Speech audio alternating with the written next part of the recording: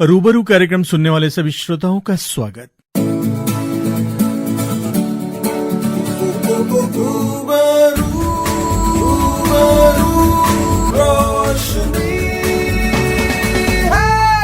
श्रोताओं, आज आप सुनेंगे प्रसिद्ध रंगकर्मी और अभिनेत्री असीमा भट्ट से प्रियंका ठाकुर की बातचीत। इस कार्यक्रम के प्रस्तुतकर्ता हैं मनोज जैन।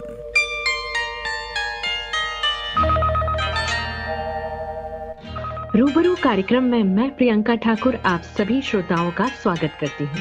आज की हमारी मेहमान हैं ज्येष्ठ रंगकर्मी और फिल्म अभिनेत्री असीमा भट्ट जी। असीमा जी नमस्कार। नमस्कार प्रियंका जी। नमस्कार श्रोताओं। कैसे हैं आप? मैं बहुत अच्छी हूँ प्रियंका, थैंक यू। असीमा जी, अब हम आपके बारे में जानेंगे। असीमा जी, ये बताइए कि आपकी बिहार से मुंबई की उड़ान कैसी रही? बिहार से डायरेक्ट मुंबई नहीं रही, मतलब मेरे रास्ते बड़े घुमावदार रहे हैं। मैं पहले पटना आई थी। मैं गया नवादा की हूँ, मैं बता दूं, बिहार में जी। बोध गया के पास ही नवादा एक शहर है, मैं वहां से हूँ। वहां से फिर पटना आ गई थी। पटना में मैंने नौकरी भी की, पढ़ाई भी की और इप्टा रंगमंच से भी मैं जुड़ी रही, बहुत बढ़िया। Indian people's theatre association. जी। तो वहाँ इस तरह से एक तो कहेंगे कि बड़ा व्यापक सा ना एक खुला आकाश जैसे मिला मुझे। और उससे पहले मुझे इतना नहीं पता था कि रंगमंच की क्या गंभीरता है या लेखन की क्या गंभीरता है। पत्रकारिता भी मैंने वही की। जी। तो कुल मिला के पटना में बड़ा अच्छा सा समय बीता मेरा। एक बहुत कहेंगे कि व्यक्तित्व का विकास हुआ। वहीं मेरी शादी भी हुई। जी। एंड उसके कुछ समय बाद जो मैं रंगमंच किया करती थी तो लोग कहा करते थे तुम्हें एनएसडी जाना चाहिए, NSD, national school of drama. जी। तो एक बड़ा सा उसका नाम था और बड़ा कानों में झनकार ऐसे होती थी कि यार कोई बड़ी चीज है, बड़ी संस्था है, वहां जाना चाहिए। एंड फॉर्चुनेटली हो गया, मतलब मैंने अप्लाई किया और 2-3 अटेम्प्ट में मेरा हो गया। क्या बात है। तो दिल्ली में भी मैं काफी एनएसडी करने के बाद भी मैं 10 साल दिल्ली ही रह गई थी। बहुत बढ़िया। क्योंकि वहां रह के भी मैं थिएटर कर रही थी, थिएटर ही करना चाहती थी। जी। और हबीब तनवीर साहब के पास गई आफ्टर एनएसडी। अच्छा। भोपाल गई और हबीब साहब के साथ कुछ दिन रह के काम किया और भी कई शहरों में जा जाके लोक रंगमंच पर एक मिनिस्ट्री ऑफ कल्चर का मुझे फेलोशिप मिला। बहुत बढ़िया। तो भारत में जो लोक नाट्य हैं, संस्कृतियां हैं, तो उस पर मैंने शोध किया और उसकी वजह से मुझे भारत घूमने का और नई नई जगहों पे जाके नए नए लोगों से मिलने, इंटरेक्ट करने का। और मैं एक बात यहाँ जोड़ना चाहूंगी प्रियंका कि ये सब कुछ मैं अकेले कर रही थी, अकेली जर्नी। जी जी, आपने बताया कि आपकी शादी हुई थी, शादी के बाद आप दिल्ली आए। हाँ, लेकिन तब तक हम अलग हो गए। आफ्टर एनएसडी मैं अपने हस्बैंड से अलग रहने लगी। अच्छा अच्छा। तो मैं अकेली ही थी और अकेली ये सारा काम कर रही थी। लेकिन उस घूमने के सिलसिले में जो मेरा एक तरह से कहें कि मैं इतने अनगिनत लोगों से मैं मिली और टकराई, उसका एक अद्भुत चित्रण किया जा सकता है, लेकिन उसके लिए आपका समय कम पड़ जाएगा। क्या बात। क्योंकि मैं इतने खूबसूरत, इतने मदद करने वाले लोगों से मिली जिन्होंने, और कहीं मुझे नहीं लगा कि मैं अजनबी हूँ, असुरक्षित हूँ, एक लड़की हूँ, बिल्कुल नहीं लगा। जी। बहुत खूबसूरत यात्राएं मेरी रही हैं।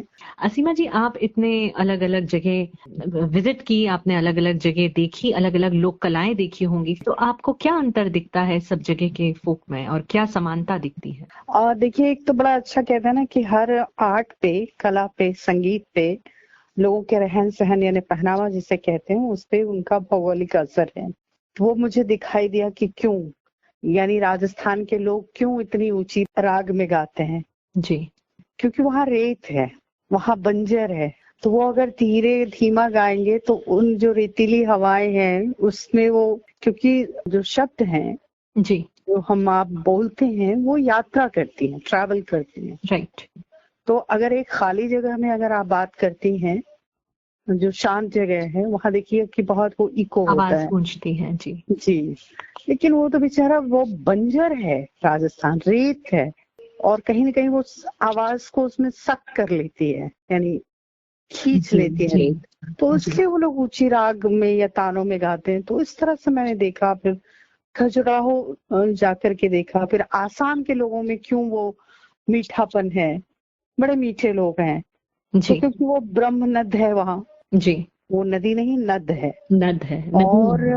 वहाँ के लोग बड़े मीठे हैं, मछली खाने वाले, नाव चलाने वाले मल्लाह हैं, तो उनकी बोली, उनके पहनावे, उनके तो वो सारी संस्कृतियों का जो अलग अलग जो मुझे पता चला कि क्यों इन पर भौगोलिक असर है, ये मुझे देखने जानने और ओवरऑल समानताएं भी मैं कहूँगी कि कुल मिला के देखा मैंने कि हर जगह के मनुष्यों में सौंदर्य और प्रेम भरा हुआ है।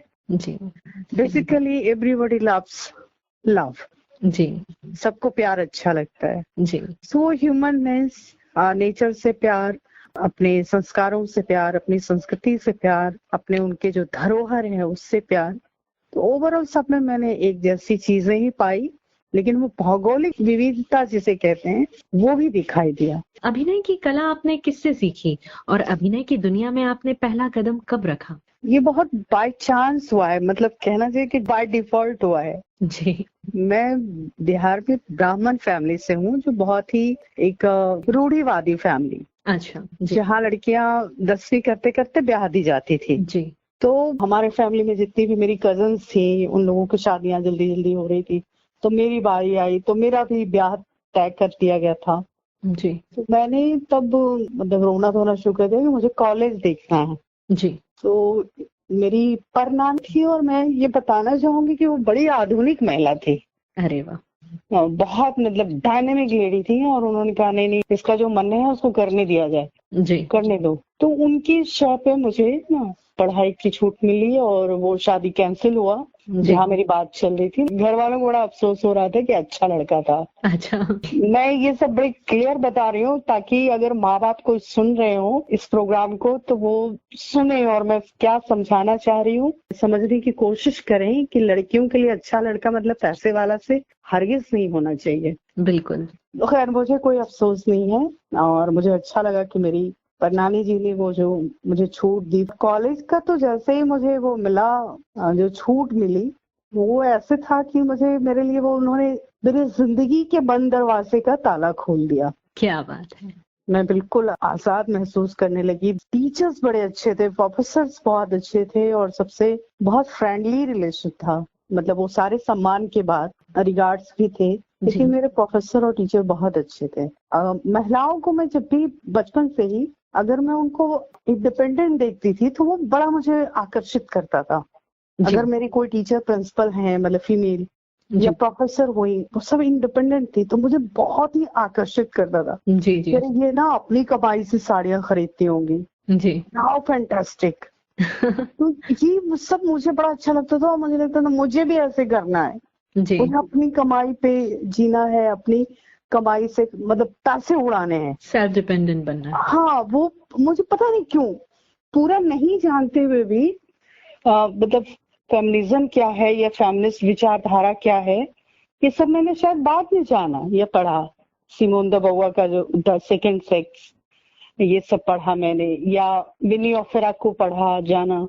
जी लेकिन ये मैं कह रही हूँ बिना जाने पढ़े स्त्री की जो स्वतंत्रता है, अर्निंग जिसे कहते हैं, जी वो मुझे आकर्षित करता था जी बहुत। जिस भी मैंने महिला को देखा है कि दे आर अर्निंग, वो मुझे बड़ी ऐसा लगता था ओहो मुझे भी ऐसे बनना है, ऐसे बनना है। जी। तो वो सब मुझे मिलता रहा, लेकिन नाटक का तब तक भी दूर दूर तक कोई ख्याल नहीं था। वो हुआ यूं कि सफदर हाशमी जो दिल्ली में रंगकर्मी थे जी और उनकी हत्या हुई, ये आई थिंक 87 की बात है। जी तो वहां पे झंडापुर में जहां वो नाटक कर रहे थे, लोगों ने हमला किया और वो मारे गए। जी उससे पूरे देश में एक आक्रोश फैला था, रंगकर्मियों में, रंगकर्मियों में आक्रोश फैला था। जी।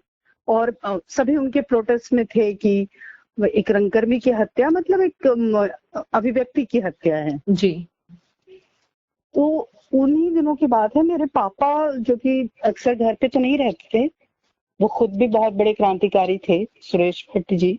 जी इत्तेफाक से उन दिनों वो वहां थे जी और उनको मैंने कहते सुना कि इतने बड़े मतलब क्रांतिकारी की हत्या हो गई और लोग कहीं कुछ इस शहर में कहीं कोई उस पे बात नहीं कर रहा।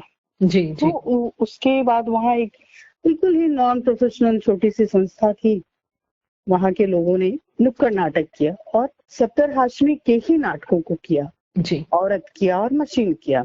जी औरत करने के लिए उनको औरत की भूमिका के लिए लड़की चाहिए थी। जी उससे पूछा तो मेरा तो बड़ा एकदम से कि हाँ हाँ हाँ तपाक से, और मैंने वो किया। और कहीं ना कहीं उसी दौरान, जैसे कहते हैं ना कि नुक्कड़ों पे या खुले मैदान में या किसी भी कैंपस पे नाटक करना, पूरी अपनी ताकत के साथ पूरे जोर जोर से चिल्ला चिल्ला के अपनी बात कहना, जहाँ लड़कियों को मतलब अपनी बात कहने की आजादी नहीं थी, हंसने की आजादी नहीं थी, वहां जब मुझे ये करने का मिला तो बहुत ही अच्छा लगा। बहुत बढ़िया, बहुत बढ़िया। मुझे लगा कि मैं पहली बार सांस ले रही हूँ खुल के, और जो मैं कह रही हूँ उस नाटक में वो तो मेरी ही बात है। जी एक्चुअली नुक्कड़ नाटक जो औरत है, आप अगर ने देखा होगा या पढ़ा होगा, जी तो उसमें हर औरत अपने आप को देख पाती है, रिलेट करती है, ऐसा लग रहा है उनके आगे मिरर रखा है जी और अपनी ही प्रतिच्छवि वो उसमें देख रही हैं। उसके बाद उस संस्था से मैं जुड़ी रही, बीच बीच में वो नाटक करते ही रहे, और मैंने एक आध और किया जिसमें प्रेमचंद की कहानी वो था, जिसमें बुधिया की कहानी है ना, घीसू माधो की जी कहानी है। जी जी तो वो कहानी में कर रहे थे, और उसमें जो बुधिया है जिसको प्रसव पीड़ा हो रहा है, जी वो चिल्ला रही हैं, करा रही हैं, तो हालांकि वो कोई ऐसा दृश्य नहीं था। वो सीन ये है कि आप अंदर हैं, एक झोपड़ी है, झोपड़ी में कोई कोई जो स्त्री है जो लेबर पेन जिसे कहते हैं, जी प्रसव जी पीड़ा जिसे कहते जी हैं, उसमें वो करा रही है। जी वो सीन मैंने किया था, और उससे पता नहीं क्यों मेरी माँ थी ऑडियंस में और उनको बड़ा बुरा लगा, अच्छा और उन्होंने ये कहा कि कुंवारी लड़की होके तुमने ये सब रोल कैसे किया, और घर में उन्होंने बहुत मुझे मार पीट दिया। अरे बाप रे, मतलब हाँ, बुरी तरह, मतलब मुझे मेरा सर फाड़ दिया था एक्चुअली।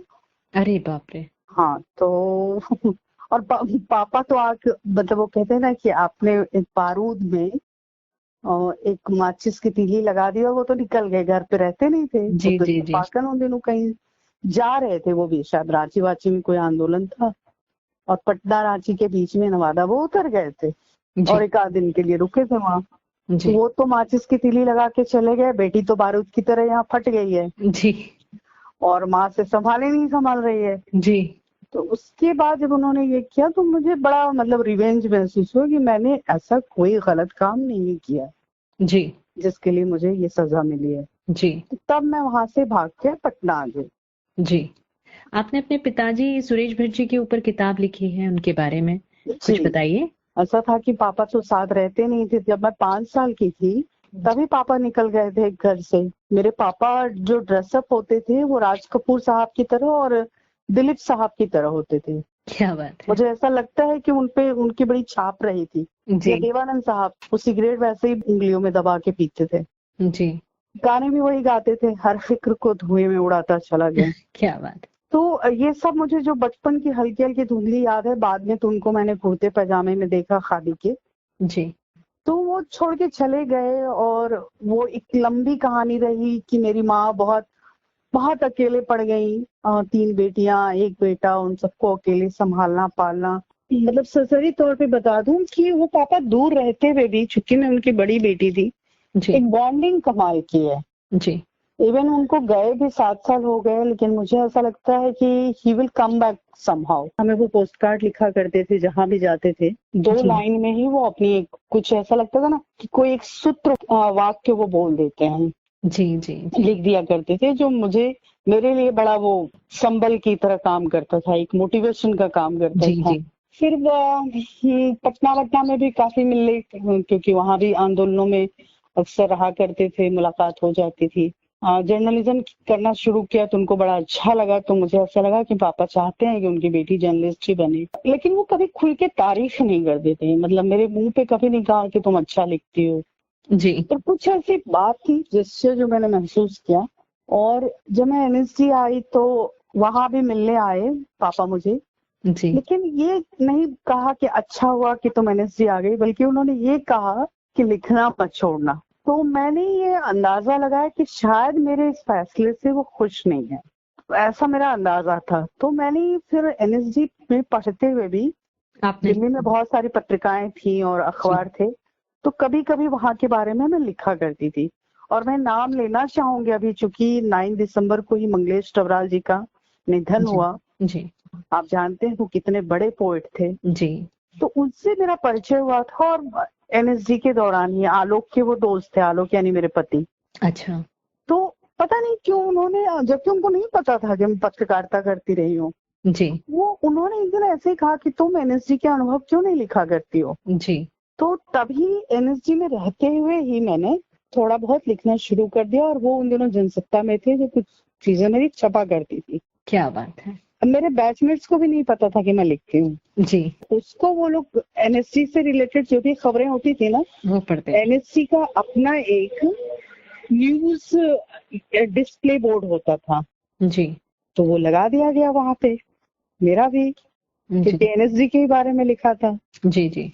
तो तब मेरे बैचमेट्स लोगों ने देखा एंड दे कुछ तो बड़े खुश हुए, एंड उन्होंने कहा कीप राइटिंग। तो मुझे लगा कि यार मैं तो वही हूँ, और वो लोग ऐसे मुझे देख रहे हैं कि आई एम डिफरेंट वन। उनके उत्साह से मुझे उत्साह मिला। ऐसे ऐसे टीचर मिलते गए, और जी वो पापा जब नहीं रहे, जी तो अनफॉर्चुनेटली मैं पापा को उतना नहीं जानती थी। उनके मरने के बाद जब अखबारों में या किसी किसी से कुछ लोगों ने अपने फेसबुक वॉल पे लिखना शुरू किया उनके संस्मरण श्रद्धांजलियां, तब मुझे लगा कि अरे मेरा बाप ये था। तो अभिनय के साथ साथ आपको साहित्य की भी रुचि आई, मतलब? हाँ, वो भी पापा की ही देन थी। पापा बहुत किताबें पढ़ते थे। जी मैंने बचपन से दुनिया के, मतलब विश्व साहित्य मैंने देखा। मतलब रशियन लिटरेचर पापा बहुत पढ़ते थे, तो वो सब जी। मुझे देते थे पापा पढ़ने के लिए। मतलब अपनी बेटी को उस जो मेरी समझ नहीं थी तब भी तो वो भी सब आप दे रहे थे। पढ़ते मतलब थे? जी ओस्ट्रोवस्की उन्होंने मुझे 14-15 साल में पढ़ा दिया। जी जी जी ईसा थोड़ा डंकन की बायोग्राफी दे दी, क्रुप्स्काया की डायरी दे दी मुझे। जी पता नहीं साहित्य में कितने लोगों ने इनका नाम भी सुना है, पर ये ग्रेट डांसर थी, या क्रुप्स्काया बहुत बड़ी क्रांतिकारी महिला थी। जी। तो इन सब के बारे में वो दे दिया करते थे किताबें, ये पढ़ो, नहीं पढ़ा तो पढ़ो। हिंदी तो साहित्य की हस्ताक्षर अमृता प्रीतम जी से भी आपकी मुलाकात हुई है? ये भी अद्भुत है। ये ऐसी बात है कि मैं दिल्ली जब आ गई, मैं अमृता जी को तो पटना में ही पढ़ चुकी थी काफी कम एज में। रसीदी टिकट पढ़ा था पहला, बहुत प्रभावित थी। और कोई भी, मुझे लगता है यंग लड़कियां जो है अमृता जी से प्रभावित हो ही जाती हैं। जैसे मैं किसी भी लड़की में देखती हूँ ना तो कुछ करने की चाहत है, तो मैं कहती हूँ वो इसमें अमृता का एसेंस है, यानी उनकी आत्मा है, उनका जी फ्रेगनेंस है। लेकिन अच्छा। एक अजीब बात है कि जब मैं दिल्ली आई तो मुझे नहीं पता था कि अमृता प्रीतम जी जिंदा है। But all of the sudden NSG में ये भी बात है कि वहाँ बहुत पढ़ाया जाता है, जी और दिल्ली के जितने भी लिटरेचर में हैं लोग, बिल्कुल बड़े हस्ताक्षर जिसे कहेंगे कि सबकी सब हस्तियां वहाँ आती हैं, छात्र हैं वहाँ पे, उनसे वो इंटरेक्ट करते हैं, बातचीत इंटरेक्शन करते होता हैं। है, राइट? जी, साहित्य के अलग अलग विधाओं पे कोई एक सब्जेक्ट दे दिया जाएगा, और फिर वो अपनी बात रखते हैं कि हम सब उनसे जो भी पूछना चाहें वो जानकारी देते हैं। आपकी दृष्टि से एक अच्छी अभिनेत्री होने के लिए क्या क्या गुण होना आवश्यक है? सबसे पहले मैं एक बात बताऊं आपको, जी जी मैंने एक इंटरव्यू देखा था, कुछ साल पहले की बात है, जी। परीक्षित साहनी जी का। अच्छा। परीक्षित साहनी जी खुद भी बहुत बड़े एक्टर हैं और बलराज साहनी साहब के बेटे हैं। जी तो जैसे आपने मुझसे सवाल किया ना, वैसे ही परीक्षित जी से क्वेश्चनर करने वाले ने सवाल पूछा कि अच्छा आप तो इतने बड़े अभिनेता के बेटे हैं, तो अच्छा अभिनेता होने के लिए क्या होना चाहिए? जी सेम आप ही वाला सवाल था। जी जी तो जो जवाब उन्होंने दिया था मैं वो आपको बताना चाहती हूँ। जी उन्होंने कहा कि देखिए, मेरे पिताजी ने मुझे एक अच्छे अभिनेता बनने के लिए एक ही टिप्स दिया था। पूछा क्वेश्चनर वाले ने कि क्या, तो परीक्षित साहब ने कहा कि मेरे पापा ने मुझे यही कहा था कि अच्छे इंसान बनो, अभिनेता खुद ब खुद बन जाओगे। क्या बात है, क्या बात। आप अभी किस प्रोजेक्ट पर काम कर रही हैं? ये मुंबई है, जी हब है। मैं नाटक छोड़ के अब यहाँ मैं अब सर्वाइवल के लिए, पैसों के लिए आई हूँ, जी और मैं बेहतर काम चाह रही हूँ। मतलब मैं अभी भी ना एक, जो मुझे लगता है जहाँ आइडियोलॉजी हो, जहाँ कोई गंभीर विषय हो, जहाँ कोई गंभीर बात हो, रिपीटेशन बहुत हो गया है, चाहे साहित्य में हो चाहे सिनेमा में हो। मैं अभी भी उसमें कुछ नयापन ढूंढना या करना चाह रही हूँ, जी तो यहाँ कर रही हूँ। लेकिन है कि आपको जो मिल जाए, कई बार एक्टरों को कुछ भी मिल जाए और उसमें कुछ नया करके कमाल करके निकल जाना, या आपका काम लोगों को दिख जाना, वो नोटिस करना, ये भी एक बड़ी चुनौती होती बहुत है। बड़ी चुनौती होती है, सही बात तो है। जैसे नोटिस, इसी में अभी मैं बहुत अच्छी बात मानती हूँ कि हमारी नीना गुप्ता जी हमारे सीनियर भी हैं, जी तो वो देखिए बहुत सालों से नहीं काम कर रही थी और उनको अचानक अप्रोच किया गया, बधाई हो गई है। जी जी जी मुझे ऐसा लग रहा है प्रियंका जी कि शायद कोई और एक्ट्रेस होती उनकी जगह पे तो वो मना कर देती जो सब्जेक्ट था। जी जी बिल्कुल जी पर मैं हैट्स ऑफ कहूंगी कि नीना जी ने इसको एक्सेप्ट ही नहीं किया, बल्कि उन्होंने प्रूव कर दिया कि अपने कन्विक्शन से अगर एक्टर कुछ करे तो वो बात इतनी शानदार हो जाती है। जी जी जी फिल्म सक्सेस हो गई नीना जी के लिए, वो सेकेंड इनिंग हो गई है। सेकेंड इनिंग हो गई। और कुछ फीमेल एक्ट्रेस भी कर ही रही हैं। जी जी तो मैं जैसे सुरेखा जी अभी तक कर रही थी। हाँ हाँ, बहुत अच्छा काम और कर रहे हैं। बिल्कुल, तो 2020 तो उनके लिए कमाल का साल रहा। जी 2020 में सुरेखा सिकरी जी को 4 अवार्ड मिले, जी जिसमें नेशनल से लेके दादा साहब फाल्के और फिल्म फेयर और भी, मतलब चौथा नाम मैं बोल रही हूँ। जी जी जी तो इस तरह से, हाँ मैं प्रेमचंद की उस कहानी का नाम भूल गई थी और मैं आपसे बात करते हुए भी मेरी सुई वहीं अटकी हुई थी। कफन कहानी का नाम है, जी जी जी कफन जिसमें कफन। घीसू माधो और बुधिया की कहानी है। जी और ये कैसे एक गरीब इंसान के अंदर से इंसानियत मर जाती है और वो बर्बर हो जाते हैं, उसका बहुत सुंदर चित्रण है उस कहानी में। जी तो मैं वहीं अटकी हुई थी, मैं आपसे बात कर रही थी लेकिन सुई कि कैसे मैं भूल गई हूँ, मैंने बहुत बार किया है। कोई बात नहीं। और कफन मेरी फेवरेट कहानियों में से है, किसी की भी होगी। जी जी अगर आप भी साहित्य प्रेमी है तो कफन हो, पूस की रात हो, ठाकुर ये का सारी कुआं हो, काफी। निर्मला हो, जी प्रेमचंद की अद्भुत कहानियां ये, घास वाली हो। जी तो खैर हमारा वही ये है कि मैं जो चाहती हूँ कि ठीक है, हमने बहुत सारी थ्योरी पढ़ ली, बहुत सारे अलग अलग डायरेक्टरों के साथ काम किया, चाहे एनएसजी हो चाहे एनएसजी के बाहर हो, और मैं कुल मिला के सबसे बहुत प्रभावित रही हूँ, सबसे कुछ न कुछ सीखा। जी लेकिन मैं अब जो है, अब मैं पता नहीं क्यों आंख बंद करके मैं पापा को फॉलो करती हूँ जी कि आपके काम में सामाजिक सरोकार होना चाहिए। जी जी ये मेरे पापा कहा करते। जी वो कहते थे कि अगर आप रिक्शा वाले के लिए एसी में बैठ के लिख रहे हैं, वो रिक्शा चलाएगा या आपकी कविताएं बढ़ेगा। सही बात है।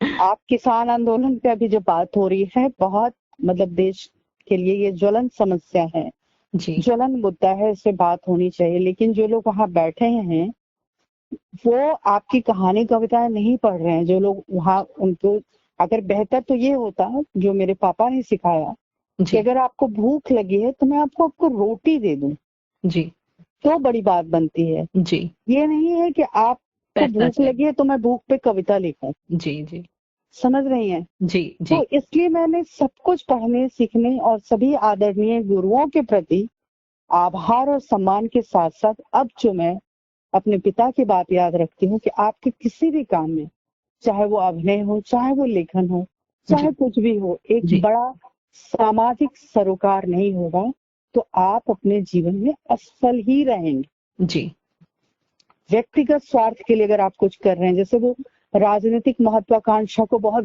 गाली की तरह बात करते थे। जी आई एम सॉरी, उनके शब्दों से ऐसा लगता था, वो कहते थे ये राजनीतिक महत्वाकांक्षाओं ने देश को बर्बाद किया है। सही कहा। जी वो कहते थे जितने भी राजा हुए हैं, जितना भी राजा अभिषेक हुआ है, आप इतिहास उठा के देख लीजिए, युद्ध की कीमत पे हुआ है। जी तो युद्ध में कौन मारे जाते हैं? इनोसेंट पीपल, आम जी जनता, जी साधारण जनता, मासूम जनता। जी तो ये अब मैं पता नहीं क्यों आंख बंद करके मैं जब जब पापा को याद करती हूँ तो मुझे ऐसा लगता है पापा सामने बैठ के मुझे बता रहे हैं, समझा रहे हैं। वो मार्गदर्शन के रूप में आपके साथ तब भी थे और अभी भी हैं और हमेशा रहेंगे। जी, असीमा और जी। इसीलिए मैंने किताब लिखी जी कि अगर उससे एक बंदा भी लाभान्वित हो सकता है तो मुझे लगता है जीवन बदल जाएगा। जैसे कबीर को पढ़ने के बाद, पता नहीं क्यों प्रियंका जी, मुझे ऐसा लगता है कि कबीर, एक बार किसी इंसान ने अगर कबीर को ठीक से पढ़ लिया तो मुझे लगता है और किसी किताब की या किसी भी विचारधारा की उनको जरूरत नहीं है। जी कबीर इज अल्टीमेट। जी तो इस तरह से मैं अपने पिता को उसी रूप में देखती हूँ, और वो मेरे पिता हैं, ये गर्व की बात है, सौभाग्य की बात है। जी लेकिन वो आम जनता के लिए एक बहुत बड़ी सीख है, बहुत बड़े उदाहरण है, जी और अगर उससे लोग सीख सकते हैं तो सीखें। मैंने अपना काम लोगों के प्रति समर्पित कर दिया। बहुत रिलीजन बढ़िया, किताब है, बहुत ही जी। बढ़िया असीमा जी। असीमा जी, मैं आपसे, हमारे श्रोता इंतजार कर रहे हैं, वो चाहते हैं कि आप कोई पसंद का गीत बताएं जो हम श्रोताओं को और आपको सुनाएं। हाँ, मुझे गाने बहुत पसंद है, बहुत सुनती रहती हूँ। छोटा सा घर होगा बादलों की छाव में, ये सुना सकती हैं, मुझे बहुत पसंद है। तो चलिए सुनते हैं आपकी पसंद का ये गीत। असीमा जी, आपसे बात करके बहुत आनंद आया। उम्मीद करती हूँ हमारे श्रोताओं को भी बहुत आनंद आया होगा। जी, मुझे भी बहुत आनंद आया है। बहुत बहुत धन्यवाद। जी जी, रूबरू कार्यक्रम में आने के लिए आपका बहुत बहुत धन्यवाद। तो ये थी प्रसिद्ध रंगकर्मी और अभिनेत्री असीमा भट्ट, और आपसे बातचीत कर रही थी प्रियंका ठाकुर। रूबरू कार्यक्रम के प्रस्तुतकर्ता थे मनोज जैन। मिलते हैं रूबरू कार्यक्रम के अगले एपिसोड में एक नए मेहमान के साथ। तब तक के लिए शुक्रिया। अपना ख्याल रखें, स्वस्थ रहे, मास्क का प्रयोग करें, कोरोना से बचे। शब्बा खैर।